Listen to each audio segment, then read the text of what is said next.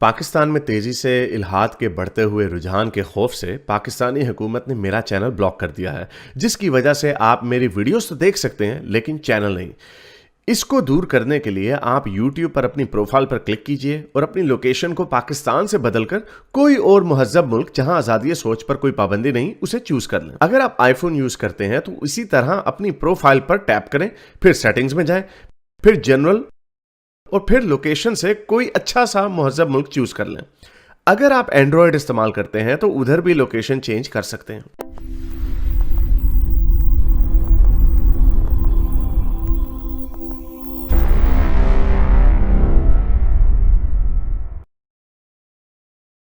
हाँ जी, अली भाई बोलो भाई। हाँ जी आयुष, कैसे हैं? बिल्कुल ठीक सर। बहुत अच्छा लगा सुन के। हारिस, आप ये रिलीजियस टॉपिक्स पे बात कर रहे थे। मैंने वैसे भी रेप के ऊपर भी और अबॉर्शन के ऊपर भी टॉपिक्स सुने हैं पहले भी आपके चैनल पे, तो मुझे लगता है आपका चैनल सही है कि इन सेंसिटिव इश्यूज पे बात हो सकती है। रिलीजियस क्वेश्चन तो मेरा कोई नहीं है, लेकिन मेरा सोशल इश्यूज के 2 क्वेश्चन है मेरे पास। जी। अम, एक तो ये कि मैं एक पहले एग्जांपल से देना शुरू करूंगा कि सैन फ्रांसिस्को में अमेरिका में प्रोस्टिट्यूशन इलीगल है, लेकिन सैन फ्रांसिस्को में, सिर्फ सैन फ्रांसिस्को की मिशन डिस्ट्रिक्ट में प्रोस्टिट्यूशन उन्होंने लीगल कर दी थी 2017 में। और उसका उन्होंने तरीका ये निकाला था कि वो उन्होंने कुछ सेंटर्स बनाए थे कि अगर आपने अपना ब्रोथल खोलना है तो ये जगहें हैं, और उधर ह्यूमन ट्रैफिकिंग को बेसिकली रोकने के लिए, क्योंकि प्रोस्टिट्यूशन में हमेशा ह्यूमन ट्रैफिकिंग का खतरा रहता है।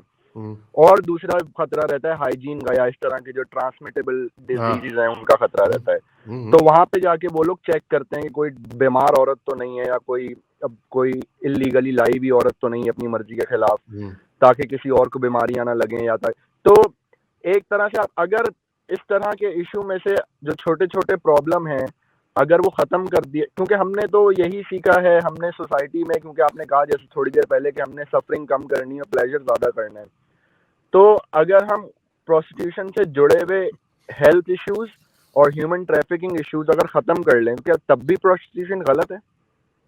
मैं तो और इसके ऊपर मैं थोड़ा सा वो कर लूँ, इसका मुझे नहीं पता कि जब ये सैन फ्रांसिस्को में लीगलाइज हुई तो कोई स्टैट्स उन्होंने रिलीज किए कि एक्सप्लॉयटेशन कम हुई या नहीं हुई, या ये इसकी नजर नहीं गुजरी आपकी? मेरे नजर से नहीं गुजरा। अच्छा, लेकिन मेरे ख्याल से जब कोई भी स्टेप लेते हैं उससे पहले की रिसर्च होती है ये, तो मेरे ख्याल से। हाँ चल, नहीं लेकिन मैं इसके ऊपर थोड़ी सी बात कर दूं। आपकी तरफ से थोड़ा सा शोर आ रहा है, म्यूट कर रहा हूं। पहली बात तो ये, मैं तो जो लीगलाइज प्रोस्टिट्यूशन है, मैं उसका बहुत बड़ा हामी हूं।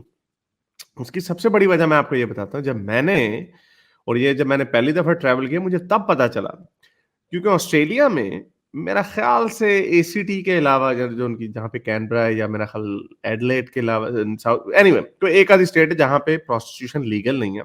लेकिन जो न्यू साउथ वेल्स है और विक्टोरिया जो है, जहाँ पे मेलबर्न है, और क्वींसलैंड में, वहां पर, मेरा ख्याल शायद तस्मानिया में भी, वहां पर ब्रोथल्स जो हैं, जो लीगल ब्रोथल हाउसेस हैं, वो अलाउड है। और इसको, ये मेरा ख्याल 80s से सिलसिला चला आ रहा है, जिसकी वजह से वो सेक्स इंडस्ट्री जो है वो बड़ी मैच्योर हो चुकी है। और मैच्योर होने का नतीजा ये है कि आप कभी मेलबर्न या सिडनी में से गुजरेंगे ना, आपको कोई वो हुकर्स नजर नहीं आएंगे सड़कों पे। ये नहीं है कि वो पुलिस छितर मारती है उधर, नहीं। सेंट गिल्डा में एक जगह है, वो कहते होते हैं वहां पे वो थोड़े से ट्रांस फिर रहे होते हैं कभी कभार, लेकिन वो भी कभी नजर नहीं आता। इंकरमेंट स्ट्रीट बड़ी मशहूर है मेलबर्न, लेकिन आपको वो भी नहीं नजर नहीं आते। उसकी वजह है क्योंकि ये वही लॉजिक है जो ये चर्च को जो कहते हैं ना कि अलाउ कर दें। तो ये मैं उर्दू में लफ्ज इसलिए बोलता हूँ ताकि अंग्रेजी में ना वो यूट्यूब का ना पंगा हो, क्योंकि उन्हें कॉन्टेक्स्ट समझ नहीं आता। अच्छा, तो चर्च को अलाउ कर देंगे तो ये जो इलीगली जो आती है स्मगल होके, वो कम हो जाएगी। ये नॉन फैक्ट है, ये सबको पता है। अमेरिका में मैं देख रहा था, पर कैपिटा सबसे ज्यादा लोग जेलों में, डेवलप्ड कंट्री में इट्स यूनिक। उसके बाद ये और थर्ड वर्ल्ड के कंट्रीज आते हैं नंबर 2, नंबर 3, नंबर 4 पे। डेवलप्ड कंट्री, उसकी वजह है क्योंकि अमेरिका ने वॉर ऑन ड्रग्स जो की थी, उसका नतीजा क्या निकला? आपके पास कोई मैरिजुआना हो, आपको पकड़ के अंदर अंदर धार देते हैं। और पता नहीं, मेरे ख्याल 30 के 35% जो लोग हैं वो इस तरह के माइनर मंशियात के पोजेशन और इस वजह के ऊपर उनको जेलें होती हैं, और कई इतने गरीब होते हैं कि उनको फिर बेल पे नहीं निकल सकते वगैरह। तो एक बहुत बड़ा प्रॉब्लम है, जिसकी वजह से बहुत बड़ा आर्गुमेंट है कि प्रोहिबिशन जो है, और शराब के जमाने में भी बूटलेगिंग वगैरह होती थी, तो ये एक नॉन कॉन्सेप्ट है कि अगर एक हार्मलेस या इतनी हार्मफुल चीज नहीं है, उसको बैन करके ज्यादा एक इलीगल इंडस्ट्री क्रिएट होती है, जिसकी वजह से आपके बाकी शोबों पे वो बोझ पड़ता है। तो उसका सोल्यूशन ये कि उसको लीगलाइज कर दिया जाए। तो ये फिलॉसफी अप्लाई की गई ऑस्ट्रेलिया में, और आपको एज अ रिजल्ट, आपको अगर कोई, हमारे भी एक लड़का भी आया था, वो बता रहा था उसके 2000 थे तो उसने जाके इसी तरह के ब्रोथल हाउसेस वगैरह में खर्च कर दिए। एनीवे, तो अगर आप किसी से भी पूछेंगे ना, उसकी ऑस्ट्रेलिया में आपको प्रोस्टिट्यूशन की कोई प्रॉब्लम खास नजर नहीं आएगी आपको। उसमें ये, इसके ऊपर मैंने पहले बहुत रिसर्च की थी, मैं ट्विटर वगैरह पे उनके अकाउंट्स वगैरह फॉलो किए थे वगैरह। ये तो मैं तो जब मैं यूरोप गया मुझे बड़ी हैरत हुई। मैंने यूरोप में देखा सड़कों पे, इंग्लैंड में भी सड़कों पे, और ऐसे ऐसे गंदे गंदे सिचुएशंस में प्रोस्टिट्यूशन चल रही है, और वो एक्सप्लॉयटेशन का एलिमेंट उसमें ज्यादा है। कई रोमानिया वगैरह से, हर जगह से सुना है, ईस्टर्न यूरोप से आती हैं वगैरह, लेकिन उसके अंदर एक्सप्लॉयटेशन का बहुत अमल है कि उनके पासपोर्ट ले लिए जाते हैं, उनको ड्रग्स की एडिक्शन होती है। अब लीगलाइज हो गई इंडस्ट्री, तो ऑस्ट्रेलिया में उनके एसटीडी के चेक्स होते हैं रेगुलरली, उनको चेक किया जाता है, उन्होंने रिपोर्ट देनी होती है हर महीने बाद या 3 हफ्ते बाद, या जो भी है, जो भी एक सिस्टम रखा हुआ होगा, क्योंकि उससे पहले अगर आपको, अगर आज HIV हो गया तो आप ट्रांसमिट भी नहीं कर सकते 1 महीने तक इतना, क्योंकि उसकी वायरस की तादाद कम होती है। anyway, या और कोई इस तरह की डिजीज, आपको ड्रग्स के टेस्ट देने पड़ते हैं कि कहीं ऐसा तो नहीं कि आप अपनी ड्रग की एडिक्शन को फीड करने के लिए अपने जिस्म को बेचनी है। और जब उन्हें पता चलता है कि ये ड्रग की एडिक्शन है, वो उनका लाइसेंस प्रोस्टिट्यूशन का सस्पेंड कर देते हैं। तो उसका रिजल्ट क्या निकला? एक हेल्थी इंडस्ट्री निकली सेक्स वर्कर्स की, जिसमें इन औरतों के लाइफ स्टैंडर्ड ऊपर गए। ठीक है, अब ये आप उनसे सवाल पूछ रहे थे, मैं क्यों है भैया, आपको जिस्म बेच के आपने $1 मिलियन कमाना, तो ये औरतें अपनी लाइफ को बदल देती हैं इन सम वे। पोर्न इंडस्ट्री में नुकसान है जी, देखते हैं जी वो क्या है कि उसमें एक्सप्लॉयटेशन तो नहीं। अब एक एक्सप्लॉयटेशन तो बंदा आर्ग्यू ये कर सकता है कि हर जगह पे होती है। आपने सुबह 6 बजे उठना, ठंडे ठंडे पानी से नहा के ट्रेन पे बैठ के काम पे जाना है, 10-12 घंटे मेहनत करनी है, फिर वापस आना है, बीवी ने आके छितर फेरने यार की हो गया तो वो तो हर जगह पे होता है, लेकिन आपके पास एक फ्री मुआशरे में होता है, आपके पास आजादी होनी चाहिए। तो जो आपका क्वेश्चन था, मैं इसीलिए लीगलाइज्ड प्रोस्टिट्यूशन को मैं गलत नहीं समझता कि अपनी मर्जी से, और उसके अंदर कोई एक्सप्लॉयटेशन ना हो। और स्टोइक, हमने ये बात भी करनी है अगले पॉइंट पे, जो इसके ऊपर ये डिबेट भी आई, ये पॉइंट भी याद रखिएगा, जो भी हम बाद में बात करेंगे, कि एक्सप्लॉयटेशन ना हो तो कंसेंट मैटर करती है। कंसेंट हर जगह पे मैटर नहीं करती, क्योंकि एक नशई है, नशई तो कंसेंट बना ही नहीं सकता। वो कहता नहीं नहीं, हम जो मेरे से करवाना करवा लो, एक थोड़ा सा मुझे कश दे दो। तो कंसेंट और साथ साथ ये चीजें मैटर करती हैं। I hope that answers the question. काफी हद तक आपने आंसर कर दिया। हेलो, आवाज आ रही है आपको? जी जी जी। ओके, काफी हद तक आपने आंसर कर दिया। इसमें 2 पॉइंट मेरे जहन में आए। एक तो थोड़ा शायद इसमें इकोनॉमी का भी चक्कर हो सकता है, क्योंकि आपको पता है जितने बड़े मुल्क हैं इनमें जाहिर सी बात है फिर निज़ाम भी उतना ही बड़ा है। निज़ाम बड़ा होने की वजह से ये होता है कि इनकी जुडिशरी पे, इनके लेजिस्लेशन पे, इनके प्रिजन्स पे बहुत पैसा चला जाता है। ड्रग, जो छोटे छोटे केसेस जो आपने बताए, छोटे छोटे केसेस में लोग पकड़े जा रहे हैं, उन प्रिजनर्स पे पैसा भी तो लगता है ना, फिर उनकी लेजिस्लेशन पे भी पैसा लगता है को। तो मेरे ख्याल से इकोनॉमी को भी काफी फर्क देने के लिए कि अमेरिका ने डिसाइड किया कि इतने सारे प्रिजनर्स को हम कहाँ रखेंगे और इतनी सारी प्रोस्टिट्यूट्स को हम कहाँ रखेंगे। इनके पास जाहिर सी बात है बहुत अच्छा प्रिजन का निज़ाम है, लेकिन ऑफ कोर्स वो ओवर पॉपुलेटेड है। यहाँ पे अमेरिका में भी ओवर पॉपुलेशन का प्रिजन में बहुत चक्कर है। तो एक तो ये भी हो सकता है कि लेकिन उसमें आप देखें ना, तो यही पॉलिसी उन्होंने नहीं, ये तो खास सिर्फ सैन फ्रांसिस्को में उन्होंने लीगलाइज की। मुझे बड़ी हैरत हो रही है कि बाकी जगहों पे क्यों नहीं लीगलाइज।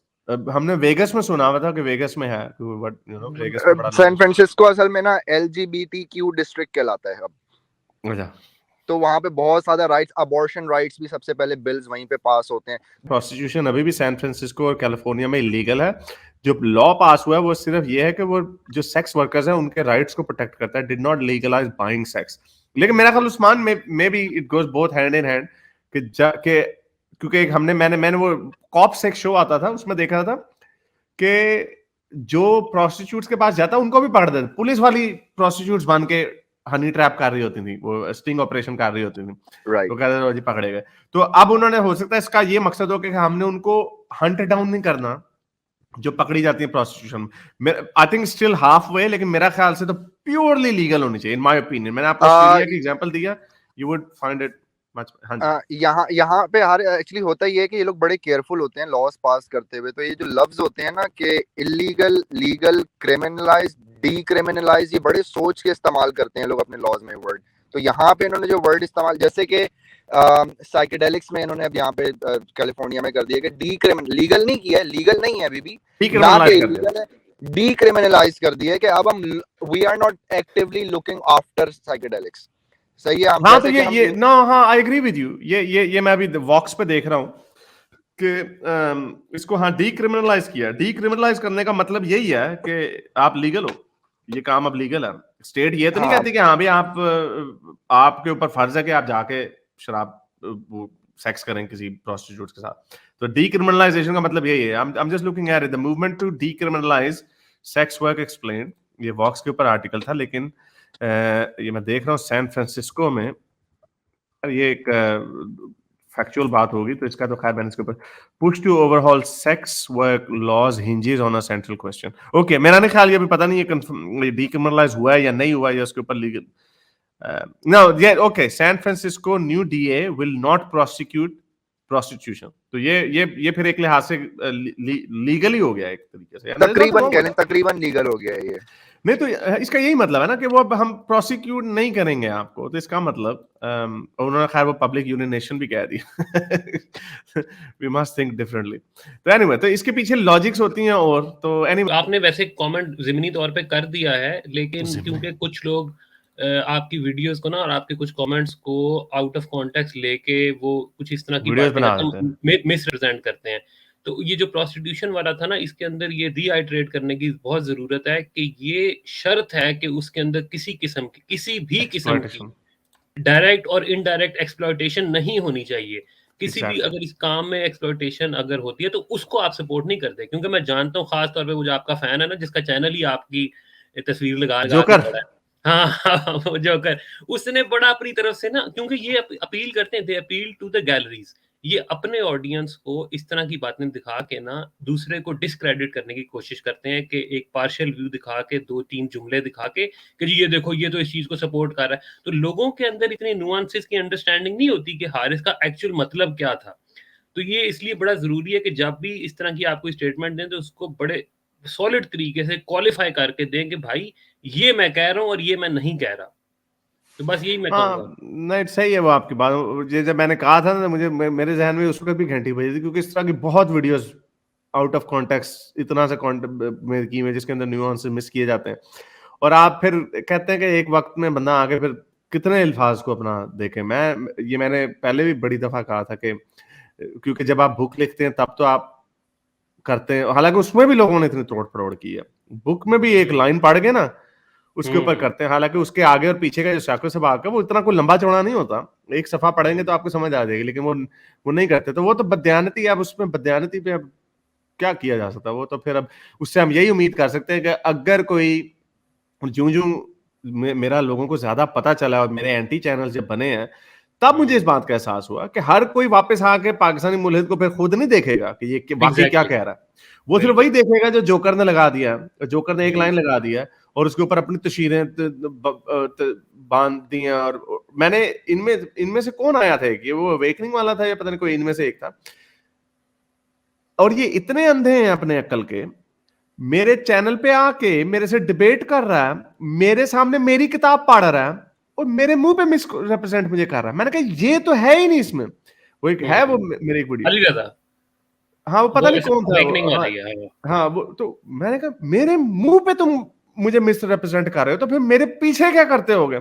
और वो ऐसा ही है, क्योंकि वो खुद इतने अक्ल के अंधे हो चुके हैं, वो इतने डेस्परेट हुए हैं कि वो अपने आप से झूठ बोल रहे होते हैं कि इसने ये कह दिया ना कि प्रोस्टिट्यूशन को क्या लफ्ज मैंने बोला था? मैंने ये कहा था कि प्रोस्टिट्यूशन को लीगल कर देने का मैं बहुत बड़ा हामी हूं। कोई भी ये वीडियो देखेगा, 15 मिनट की वीडियो बनेगी मेरा ख्याल, कोई भी वो वीडियो देखेगा उसको समझ आ जाएगी। लेकिन ये खुद भी नहीं देखेगा, खुद भी उतनी देखेगा। मेरा ख्याल इनको भी आगे से कोई लोग भेजता, ओ जी ये देखो वो कहा हाँ जी मेरा इनके साथ में यही होता, ये खुद भी नहीं पूरी थे।